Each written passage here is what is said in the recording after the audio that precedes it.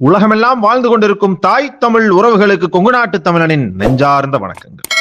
சமீபத்தில் ஒரு காணொளியை சமூக வலைதளங்களில் நண்பர்கள் பகிர்ந்து அதை நான் பார்த்து வருத்தப்பட்டேன்.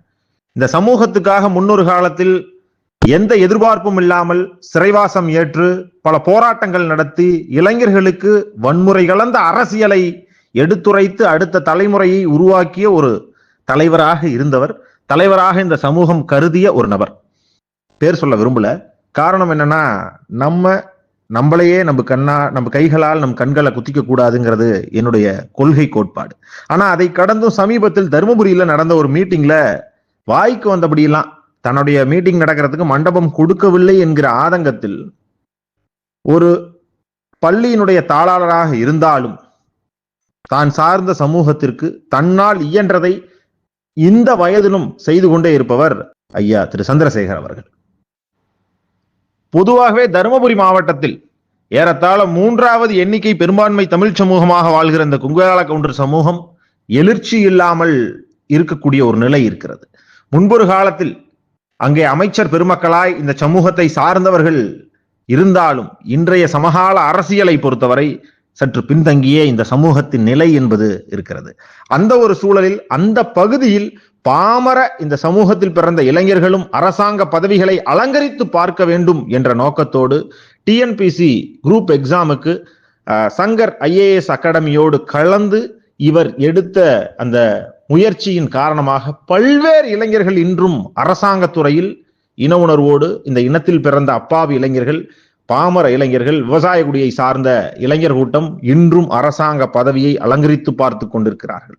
அதுதான் உண்மையான ஒரு எழுச்சி என்றே நாம் கருதுவோம். இந்த கொங்கு பகுதியை பொறுத்தவரை பல்வேறு கொங்கு திருமண மண்டபங்கள் இருக்கு.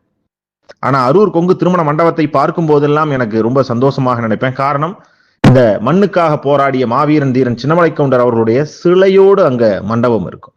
அது மட்டும் இல்லாமல் இந்த சிலையை கடந்தும் அங்க அரசு துறையில் இளைஞர் கூட்டம் அதிகாரத்தை சுவைக்க வேண்டும் என்ற எண்ணத்தோடு ஆசிரியர்களை ஒருங்கிணைத்து அந்த மண்டபத்துல ஃப்ரீயா இளைஞர்களுக்கு பயிற்சி வகுப்பு நடத்துறாங்க. அதை முன்னெடுத்தவர்களில் திரு சந்திரசேகர் அவருடைய பங்களிப்பு மறுக்க முடியாதது. அப்படிப்பட்ட ஐயா திரு சந்திரசேகர் அவர்களை மற்ற எதை வேணாலும் நான் ஏத்துக்க மாட்டேன்.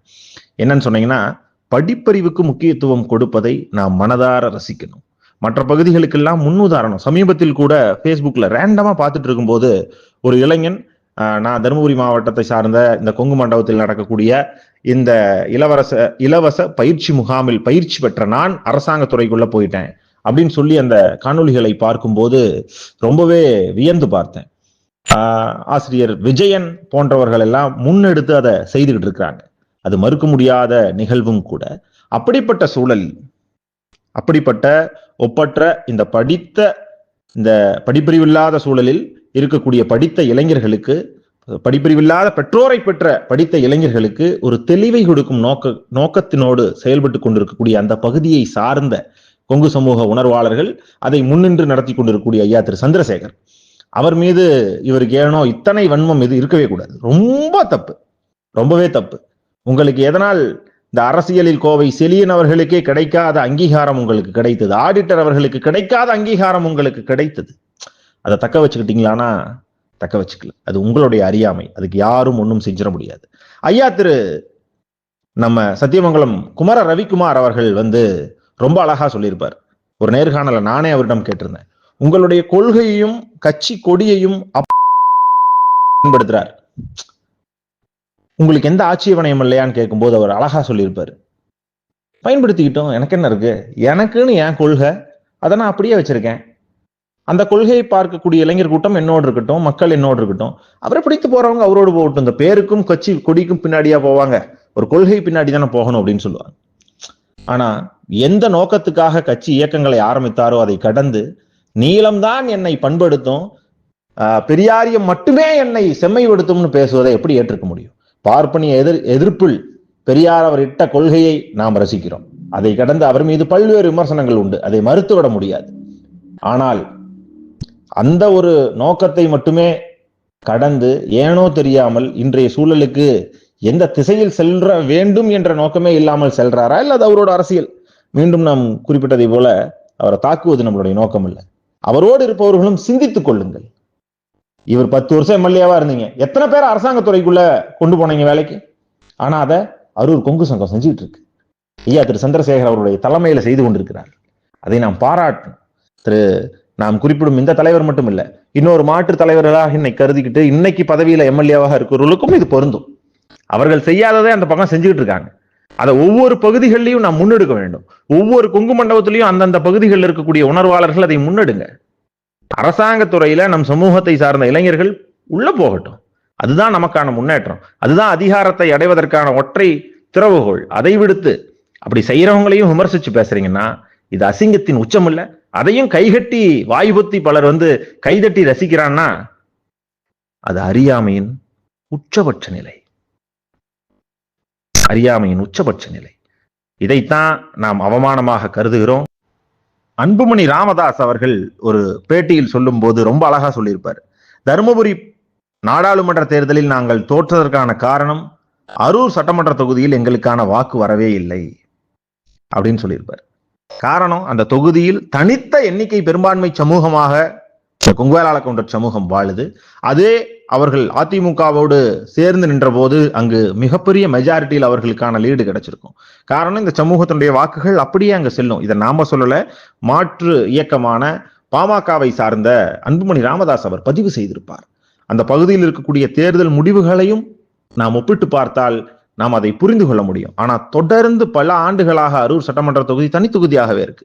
ஏன் அதை மாற்றணும்னு எதுவுமே முடிவெடுக்காம இருக்காங்க. மொரப்பூர் என்ற சட்டமன்ற தொகுதி பாப்புரெட்டிப்பட்டியோடு இணைக்கப்பட்டு நாம் எண்ணிக்கை பெரும்பான்மையாக வாழ்ந்த பகுதிகள் எல்லாம் சிதைக்கப்பட்டு நிற்குது. இன்னைக்கு பாலக்கோடு சட்டமன்ற தொகுதியிலும் அதே நிலை. பிற சமூகம் என்று வருவதில் நமக்கு மாறுபட்ட கருத்து இல்லை. ஆனா அதை பற்றியெல்லாம் பேசாம, எது அங்க வாழ்வாதார பிரச்சனையாக இருக்கோ அந்த பிரச்சனைகளை பற்றி பேசாம, தனக்கு மண்டபம் கொடுக்கலங்கிற நோக்கத்துக்காக, இந்த இனத்துக்காக இந்த இளைஞர் கூட்டம் அரசு துறையில் அதிகாரத்தை அடைய வேண்டும் என்று பாடுபடக்கூடியவர்களை எல்லாம் தவறான வார்த்தைகளில் பேசுவது, வசைபாடுவது அருவருக்கத்தக்க செயலாகவே படித்த அறிவார்ந்த இந்த இளைஞர் கூட்டம் நினைக்கிறது. இதை இனிவரும் காலத்திலாவது திருத்திக் கொள்ள வேண்டும், இல்லையேல் திருத்தப்படுவார்கள். எம்எல்ஏ ஆவறதுக்கு முன்னாடி உங்க சொத்து மதிப்பு என்ன, ஆனதுக்கு அப்புறம் என்ன? இதையெல்லாம் அப்பாவிகளாக இருக்கக்கூடிய இளைஞர்கள் கூட சிந்தித்து பார்ப்பார்கள். கூட இருப்பவர்களுக்காவது தொடர்ந்து ஏதாவது செய்திருக்கீங்களா? பொருளாதாரத்தில் அவர்கள் முன்னேறுவதற்காக செய்யுங்க. செஞ்சா நாங்க வாழ்த்துறோம். முன்னொரு காலத்தில் நீங்க பட்ட கஷ்டமும் நீங்க வாங்கின அடியும் உதையும் நாங்க மறுக்கல, அதை மறுத்தும் பேசல. அதை நாங்க இன்றும் நினைவிருப்பதால் தான் இதை நிறுத்திக்கிறோம். இனிவரும் காலங்களிலாவது சுய லாபத்துக்கு இல்லாமல் யதார்த்தத்தோடு இருங்க. எவனொருவன் பிறந்த இனத்திற்காக பாடுபடுவர்களையும் அந்த இனத்தையும் இழிவுபடுத்துகிறார்களோ அவர்கள் நிச்சயமாக அதே நிலைக்கு செல்வார்கள் என்பதுதான் படிப்பினை. அந்த படிப்பினை எனக்கும் பொருந்தும், எல்லாருக்கும் பொருந்தும். நல்லது செஞ்சா யாரா இருந்தாலும் வாழ்த்துறோம், வரவேற்கிறோம். நல்லது செய்பவர்களை முடிந்த அளவு வசைபாடாமல் இருப்பதே ஒரு பெரிய நல்லதுதான். அதை செய்தால் கூட மற்றற்ற மகிழ்ச்சி அடையும். படிப்பறிவே நமக்கான தெளிவை கொடுப்போம். படிங்க. படிப்பறிவு மட்டுமே நமக்கான தெளிவை கொடுக்கும் என்பதை மீண்டும் மீண்டும் அழுத்தி சொல்றோம். அந்த படிப்பறிவை கொடுக்க வேண்டும் என்று கருதுவர்களையும் அசிங்கப்படுத்தி, இல்ல அதன் மூலமாக சுயலாபம் அடைய நினைப்பவர்களை இந்த சமூகம் வெண்பொங்கலில் இருக்கும் கடுகை தூக்கி எறிவது போல தூக்கி எறியப்படுவார்கள். அதுதான் சொல்ற உதாரணம் தவறாக இருக்கலாம். ஆனால் இந்த சமூகம் அப்படிப்பட்டவர்களை வெறுத்தொதுக்கும். அந்த நாட்கள் வெகு தொலைவில் இல்லை, ஆல்ரெடி ஒதுக்கியாச்சு. இருந்தா கூட ஏன் கடைசி காலத்துல இப்படியான கெட்ட பேர் அவர் சம்பாதிக்கிறாருங்கிறது தான் வருத்தத்தோட நம்ம பதிவு செய்யறோம். ஐயா திரு சந்திரசேகர் அவர்களுடைய புகழ் இனிவரும் காலங்களிலும் தொடர்ந்து ஓங்கி ஒலிக்கும். அவருடைய சேவை மங்காது ஒலிக்கும் என்பதும் எங்கள் கருத்தாகவே இந்த இடத்தில் பதிவு செய்கிறோம். நிச்சயமாக இனிவரும் காலங்களிலும் அரசியல் கடந்த இன உணர்வோடு நம்மால் இயன்றதை இயலாதவர்களுக்கு செய்வோம்.